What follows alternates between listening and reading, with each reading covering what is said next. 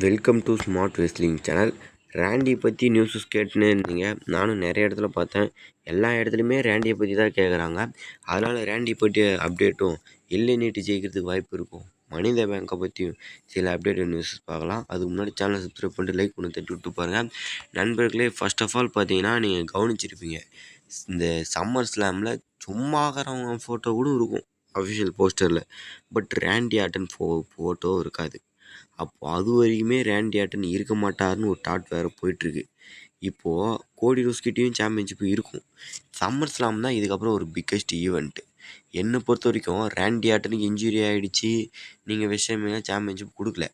அதுக்கு பரிகாரம், அதுக்கான ட்ரீட் எங்கன்னா அது சம்மர் ஸ்லாம் தான்.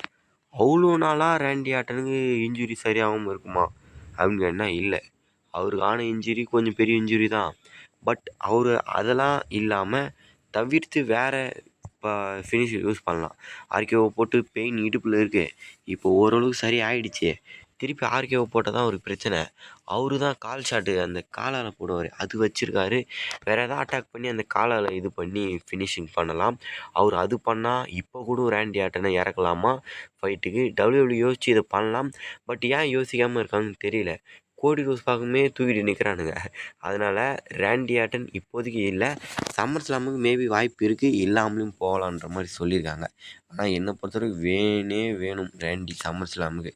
அதுக்கு அடுத்து வந்து பார்த்திங்கன்னா, மணி இந்த பேங்கை 3 டைம் இதோட டேட்டை மாற்றி ஃபிக்ஸ்டு பண்ணிட்டாங்க. இது மணி இந்த பேங்க் வச்சதே ஒரு ஆபத்தான சுச்சுவேஷனில் தான்.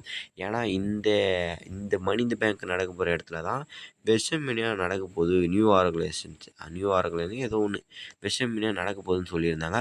பட் இது வெஸ்டர்மீனியா திருப்பி லாஸ் வேகாவில் வச்சு முடித்ததால் மணி இந்த பேங்க்கை அந்த இடத்துல புக் பண்ணாங்க. ஜூனில் நடக்கிற மணி இந்த பேங்க்கு ஆகஸ்ட்டுக்கு கொண்டு போனாங்க. ஆகஸ்ட்டு 10 இருந்தாங்க, அப்புறம் 26ன்னாங்க. இப்போ செப்டம்பருக்கே கொண்டு போயிட்டானுங்க. செப்டம்பர் 6ஆம் தேதி மணி இந்த பேங்க் நடக்குன்ற மாதிரி இது தள்ளி போகுது. ஒரு வேளை பெரிய லெவலில் நடக்க போதோ அப்படின்ற மாதிரி இருக்குது.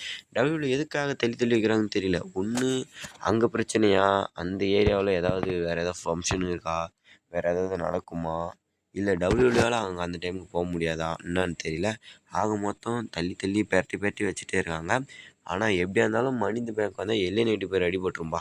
மணி இந்த பேங்க் வந்தாலே எல்ஏ நைட்டுன்னு வரும். ஆனால் எல்ஏ நைட்டு வின் பண்ண மாட்டார். இந்த டைமும் எல்ஏ நைட்டு பேச்சு அடிபடும்.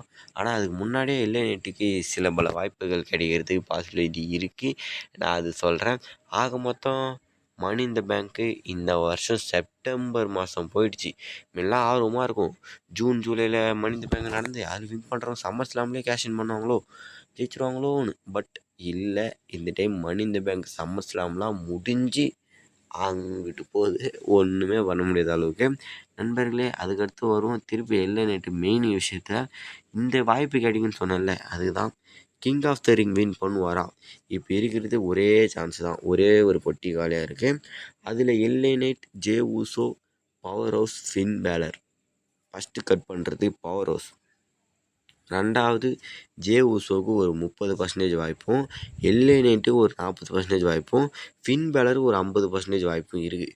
ஃபின் பேலருக்கே 50ன்னு போன வீடியோவில் போட்டிருப்பேன், போய் பார்த்துக்கோங்க. ஃபின் பேலருக்கும் கோடிக்கும் எப்படி மேட்ச் நடக்கும், எப்படிலாம் பிளான் பண்ணுறாங்கன்னு. பட் அதேமாரி இங்கேயும் ஒரு பிளான் போயிட்டுருக்கு. எல்ஏ நைட்டுக்கு ரோமனுக்கும் சம்மர் ஸ்லாமுக்கு அளவுக்கு ஒர்த்து தான். பட் எல்ஏ நைட்டை வளர்க்கணும். எல்ஏ நைட்டு இப்போ மிட்கார்ட் லெவலில் காமிச்சிட்ருக்காங்க. சம்மர் ஸ்லாமுக்குள்ளே வளர்த்தலாம். இருந்தாலும் எல்ஏ நைட்டு ஏன் ப்ரோ சாம்பியன்ஷிப் கொடுக்கலன்னு சில பேர் கேட்டிருந்தீங்க. அதுக்கான பதில் க்ளீனாக வந்திருக்கு.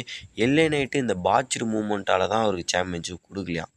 ப்ரோ என்ன ப்ரோ பாட்சருக்கும் இதுக்கும் என்ன ஒரு சம்மந்தம்னு கேட்டிங்கன்னா, ஆமாம் நண்பர்களே, ஜே ஊசோ எல்லா வாய்ப்பும் கொடுத்தாங்க, சாம்பியன்ஷிப் கொடுத்தாரு. அவர் பாட்சர் மேலே பாட்சர் பண்ணார். அதனால தான் அவர் திருப்பி கொண்டு போயிட்டாங்க அவர் இருந்த இடத்துக்கு. அந்த மாதிரி தான் எல்ஏ நைட்டும் அவரும் பாட்சர் பண்ணுறாரு, ஃபேன் பேஸ் வச்சுருக்காரு. இருந்தாலும் அவருக்கே பேக் ஃபயர் அமைஞ்சிருமோன்னு சொல்லிட்டு எல்ஏ நைட்டை கொஞ்சம் ஈக வைக்கிறாங்க. அடித்து எதாக இருந்தாலும் கொடுக்கலான்னு பார்க்குறாங்க. ரோமன் ரெயின்ஸ்கிட்டே 2 டைம் மோதிருப்பார். க்ரௌன் ஜுவல் சாம்பியன்ஷிப்புக்காக மோதினார். அப்போ தான் பெரிய ஆளானார் எல்ஏ நைட்டு. அது ஒரு ஃபேட்டல் 4-வே royal rumble AJ Styles, Randy Orton, LA Knight, Roman இவங்க 4 பேர் பார்த்திங்கன்னா மோதிருப்பாங்க. இப்போது கிடைக்குதா இல்லையான்னு வெயிட் பண்ணி பார்ப்போம். எல்ஏ நைட்டுக்கு சான்ஸு வின் பண்ணுறான்றதும் பார்ப்போம். அவ்வளோதான் நண்பர்களே. வேறு ஏதாவது சூப்பர் ஸ்டார் பற்றி அப்டேட் நியூஸ்னால் மறக்காமல் கால் பண்ணுங்கள். ஒரு லைக் ஒன்று தட்டி விட்டு பாருங்கள். நெக்ஸ்ட் ஒருத்தர் பை கேஸ்.